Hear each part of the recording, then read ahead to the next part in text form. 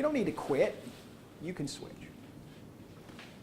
So instead of being relegated to expensive products in mall kiosks and then ultimately direct mail marketing, modern e-cigarettes discovered that the true distribution pipeline should be the same way we marketed tobacco for all those years, and that is through convenience stores. That's the easiest way to get it into the hands of people.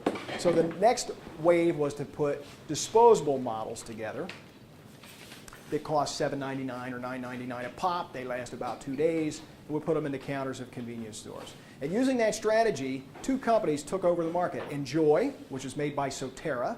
They are, at the time, about 1/3 of the market. And Blue e-cigarettes, which I just showed you, was about 25% of the market. Those two combined were about almost 60% of the marketplace using the convenience store model, which has been exploited by tobacco companies forever.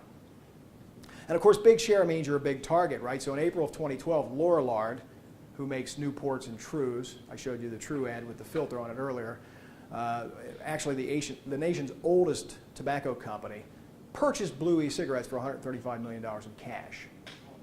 So now Blue is owned by a tobacco company. No one that sells an addictive substance for profit has any interest in seeing their customers quit. This was Blue's strategy. This was Lorillard's strategy, I'm sorry. I'm going to buy the competing product, and so if they switch, I'm covered. If they come back, I'm covered. I'm covered, baby. Big tobacco, I'm covered. Manufacturers and distributors of e-cigarettes are not interested in eliminating big tobacco. They are becoming big tobacco. Blue e-cigarettes quickly, as soon as it was purchased by Lorillard, went back to the old playbook of magazine advertising. This is from Entertainment Weekly. That's the actor Stephen Dorff. I challenge you to name a movie you've seen Stephen Dorff in, but he is an actor. Smoke virtually everywhere, no tobacco smoke, only vapor, flavors made in the USA. Take back your freedom. That was the ad campaign. You're going to ram it down everybody's throat. Take back your freedom. -1, I'm tired of being a walking ashtray. -2, I'm tired of feeling guilty every time I want to light up. I'm Stephen Dorff. I've been a smoker for 20 years, and I just found the smarter alternative. Blue e-cigs. Blue lets me enjoy smoking without it affecting the people around me. Because it's vapor, not tobacco smoke. That means no ash. And best of all, no offensive odor. With Blue, you can smoke at a basketball game if you want to. And how about not having to go outside every 10 minutes when you're in a bar with your friends? The point is, you can smoke Blue virtually anywhere. We're all adults here. It's time we take our freedom back. Come on, guys. Rise from the ashes.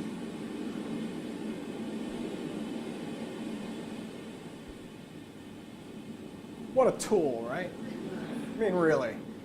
You could smoke at a basketball game. He's talking about a high school basketball game? He's talking about a pee-wee league in town? What's he talking about?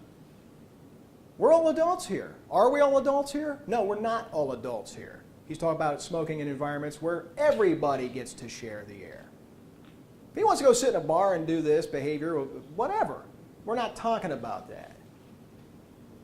We're not all adults. This is a study. I'm going to share with you something that's a little bit complex because it makes me very angry.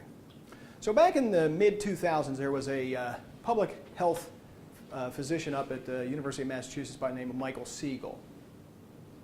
And Michael Siegel did a series of studies to show how smoking bans changed youth perceptions on tobacco and actually reduced regular tobacco use among teenagers. And the study was very brilliant. Massachusetts did not have a statewide smoking ban. It was county by county. So some counties had full smoking bans. Some counties had no smoking bans. The ones in the middle had the old smoking section, you know, smoking or non-smoking kind of things. And using that data and the zip codes, they surveyed students all over Massachusetts. And in the counties with the strongest smoking bans, kids' perception of tobacco use, it was less favorable. And fewer of those kids went on to become regular tobacco users. In the counties that had no restrictions, more kids moved on to become regular tobacco users. And the ones that had the kind of middle-of-the-road policy landed in the middle of the road. It was a beautifully designed pair of studies. Michael Siegel. Michael Siegel is now one of the biggest proponents of electronic cigarettes. A guy who said public use of public use of regular cigarettes impacts kids. Now, I want you to listen to this twist. It's a long clip from the Huffington Post. I want you to listen to Dr. Michael Siegel's twisted explanation of his stance on e-cigarettes. so I just want to really make sure that we don't conflate these two things, right? Because I think it's really useful to keep these things separate in our minds. One is there a deleterious impact on the health of the people in the immediate vicinity of the person consuming this electronic cigarette or a real cigarette? And then the other is there some compelling general public health interest in just making it more difficult for people to inhale nicotine regardless of the form? And, so how do you respond to the latter of those two questions? Well, I certainly understand the concern that many public health advocates have. How can we possibly condone something that looks like smoking? Isn't this going to serve as a role model for young people? Isn't this going to make smoking look glamorous? The flaw in the logic here is that it's not smoking. And that's why I prefaced the very first thing I said is that to even call it a cigarette is a misnomer. There's no tobacco. This is not smoking. This is essentially a nicotine inhalation device. It would be like saying that if people use a nicotine inhaler, they're smoking. I mean, basically, it's a form of taking in nicotine. And I think that the public will very quickly come to understand that it's not smoking. And I think actually the opposite is true. I think that rather than encouraging people to smoke, I think that having a large number of smokers using electronic cigarettes sends a message to the public. It's basically everybody who's using an electronic cigarette is essentially an anti-smoking billboard. They're a walking anti-smoking billboard. They're basically saying, look at me, I got addicted to cigarettes, I'm not happy about it, I'm trying to get off them. I have to use this device in order to try to get off. I think it sends a message. Look at all the people out there who are addicted to cigarettes and who are trying to quit. So I think with time, with education, as people get more used to it, I don't think this will be a stimulus for people to smoke. I think it'll be the opposite, a message that there are a lot of people that are addicted and they're trying to get off these cigarettes. There's a lot to digest in that, but let me start with the first one. I have a 17-year-old son at home. He's not looking at somebody who's using an e-cigarette in a public place and going, oh, that poor addict. I feel so sorry for him. Look at him trying to quit. Look at what he's trying. These are a billboard to use e-cigarettes, not a billboard to not use cigarettes. It's a completely twisted logic based on his own studies. Kids watching this in public are going to see it and want to do it. And in fact, a study from just last week showed that even the advertising, like the Stephen Dorff ad I showed you, increases the cravings of smokers to use traditional tobacco products. It's making smokers and former smokers want to smoke regular cigarettes to watch a blue e-cigarette ad on television. And what's interesting about that, Blue being owned by Lorillard, is they've managed to get tobacco advertising on TV again that actually promotes not just electronic cigarettes, but regular cigarettes. We have to remove these things from the public environment to really do the public health job that we started when we started removing traditional tobacco, because part of it's about exposure to chemicals, and part of it is about who's watching it, and what does it mean for those people in the environment, and who among the younger people are going to try it as a result of that. In 2013, R.J. Reynolds, your fine makers of Camels, announced that they were going to release their own electronic cigarette under the Views brand name. It's interesting, they chose not to go with something that would remind you of Camel. They have one. It's not Camel.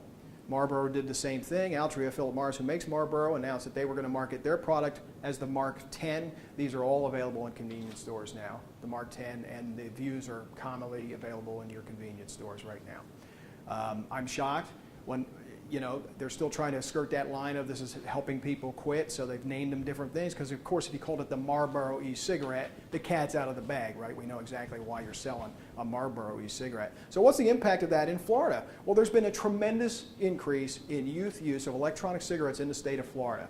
So here's some data from the Florida Youth Tobacco Survey that was published in January of 2014. This looks at the use of electronic cigarettes statewide from 2011 to 2013. This is, have you ever tried an electronic cigarette? 20% of high school students in 2014 have tried an electronic cigarette. 8.5% of middle school students have tried an electronic cigarette. Now, trying it and experimenting with it does not lead everybody to do that. So here's current use of electronic cigarettes. That's defined as somebody who's used it in the last 30 days. Again, the questions are asked consistently, survey to survey, so the trends are the most important thing. And in 2011, 3.1% of high school students admitted using electronic cigarettes somewhat regularly. Now it's up to 10.8%. By the way, it doubled in 1 year from 5.4 to 10.8%, and it's now the number 2 preferred form of tobacco among our high school students. Among our middle school students, it went from a very low number to 4% in a matter of time. It doubled from 2013 to 2014, more than doubled. It's now the number 1 preferred form of tobacco among middle school students in Florida. These are underage minors. Where are they accessing these things? Primarily in convenience stores, because they get put on the counter in the display cases. It's the easiest place to steal them, even if you think you're not going to be able to purchase one. And most convenience store clerks will look the other way on underage minors purchasing tobacco. They're not as strict as they would be with alcohol sales, because there's really nothing to lose. You have a $25 license as opposed to a very expensive liquor license, and the fine for getting caught selling to a minor the first time is $100. Well, you'll make that up in spades for all the kids you addict or that are coming in there to get your underage tobacco products at your store.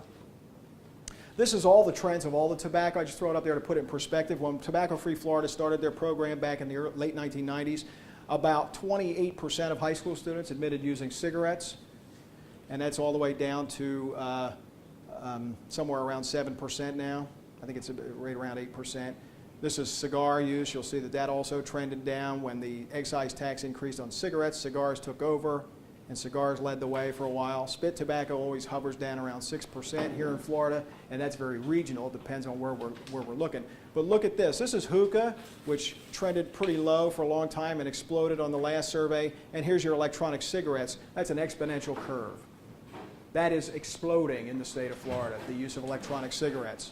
It will quickly be the number 1 among high school students. And by the way, I'm not sure how much of the hookah data reflects products that are called electronic hookah or hookah pens. And if the students are answering the survey that they use hookah, they may be in the electronic form. And I think part of that explosion is really the use of electronic hookah, not the traditional hookah pipes that you see in the bars. So we have a very, very bad problem with electronic cigarettes in Florida that we have to curtail. And whether adults think they're doing themselves some good by switching from one form of tobacco to another, we can have a debate about the utility of that. That's not my purpose of my debate today. My debate is, as a pediatrician, this has to stop. And every way and every method we can use to stop it is important. And that includes public use. Public use is playing a part of that because it's inspiring kids to try it. So what can we do?